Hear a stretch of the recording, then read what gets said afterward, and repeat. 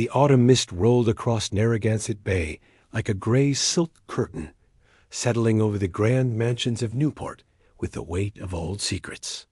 In the year 1829, when America was still finding its footing as a young nation, the coastal town had already begun to attract families of considerable wealth and even greater ambition.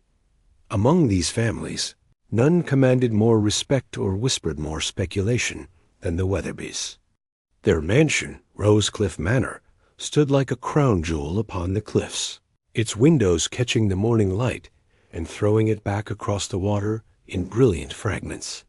The house itself seemed to breathe with the rhythm of the tides, its many rooms filled with treasures from distant lands, and the quiet rustle of silk and taffeta dot.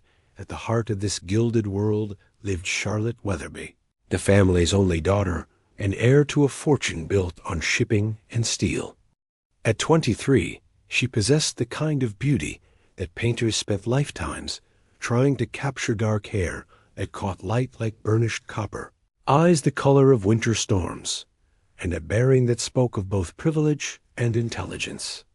She moved through her world with the quiet confidence of someone who had never known want. Yet there was something in her gaze that suggested she was searching for something more substantial than the endless parade of tea parties and charitable committees that filled her days. Charlotte's days followed a pattern as predictable as the tides. She would rise with the sun, dress in gowns that cost more than most families earned in a year, and spend her mornings in the morning room, reading correspondence and managing the household accounts with the precision of a banker.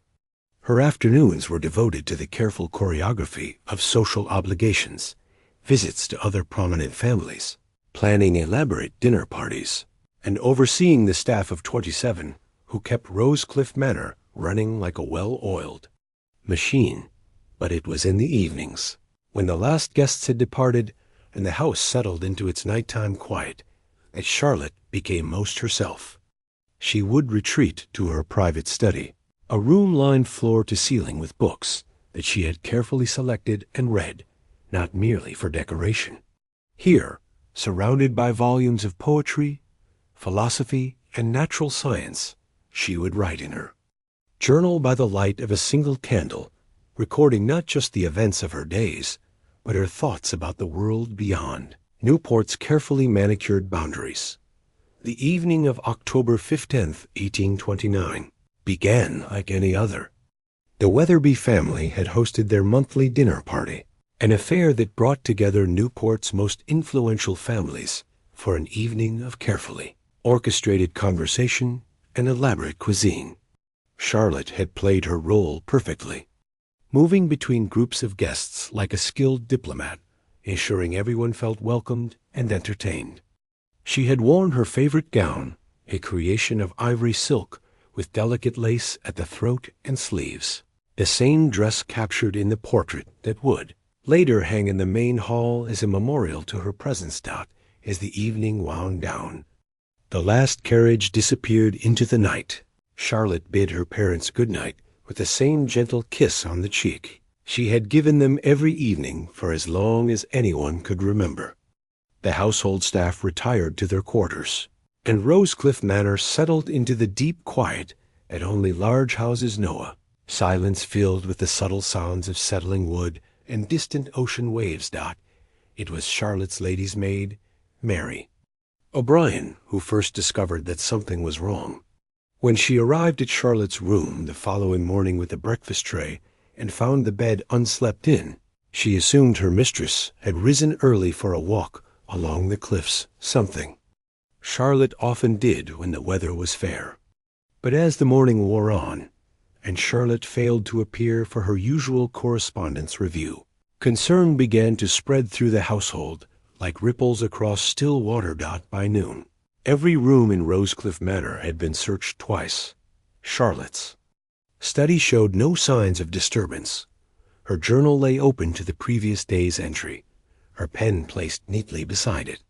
Her wardrobe revealed no missing clothes, and her jewelry remained untouched in its velvet-lined cases. Most puzzling of all, Her cloak still hung on its hook by the garden door, suggesting she had not left the house of her own accord, at least not through any conventional exit. The local authorities, such as they were in 1829 Newport, launched what they called a thorough investigation. They questioned the staff, examined the grounds, and sent word to neighboring towns and cities. But Charlotte Weatherby had vanished as completely as morning mist, leaving behind only questions and the kind of silence that grows heavier with each passing day.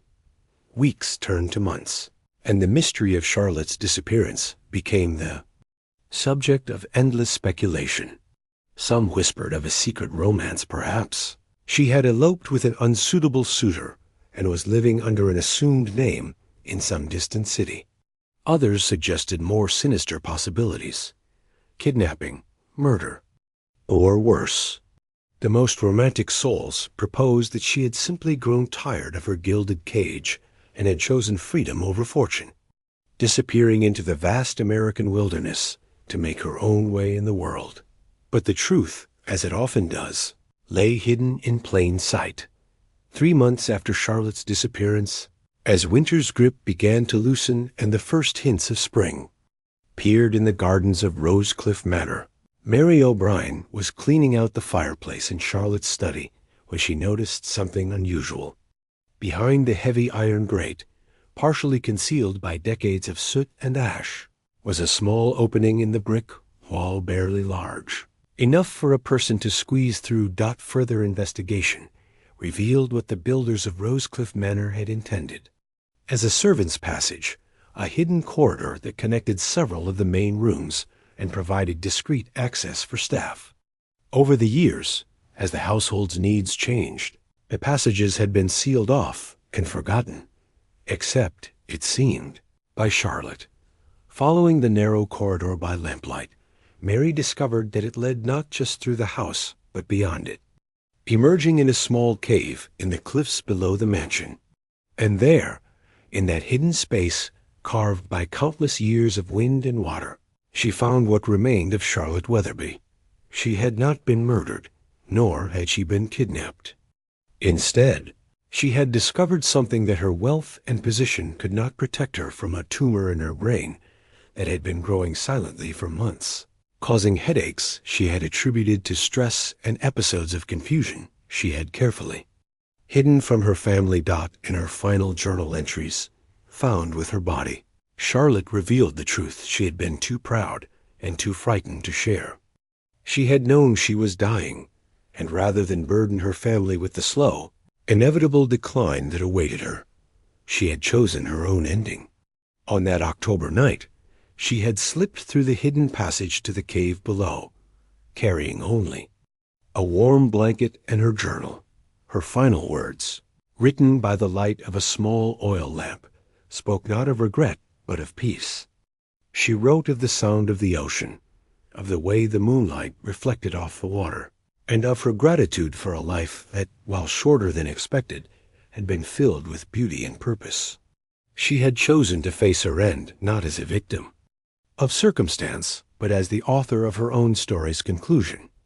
The discovery brought both closure and profound sadness to the Weatherby family. They chose to honor Charlotte's memory, not with grand monuments or public ceremonies, but with quiet dignity. They sealed the hidden passage, established a scholarship in her name for young women pursuing education, and continued to set a place for her at family dinners, a simple acknowledgement that love does not end with physical presence. Today, more than 2 centuries later, visitors to Newport can still see Rosecliff Manor standing proudly on its cliff, its windows still catching and reflecting the light across Narragansett Bay. The mystery of Charlotte Weatherby's disappearance has become part of the town's folklore, a reminder that even in lives of privilege and beauty, the deepest truths often lie hidden beneath the surface, waiting for time and courage to bring them into the light. In the end, Charlotte's story is not really about mystery or disappearance at all. It is about a young woman who chose agency over helplessness, who faced the ultimate uncertainty with grace and determination. Her legacy lives not in the grand mansion or the fortune she left behind, but in the quiet courage she showed when confronted with life's most difficult truth, that we cannot control our circumstances, but we can choose how we meet them.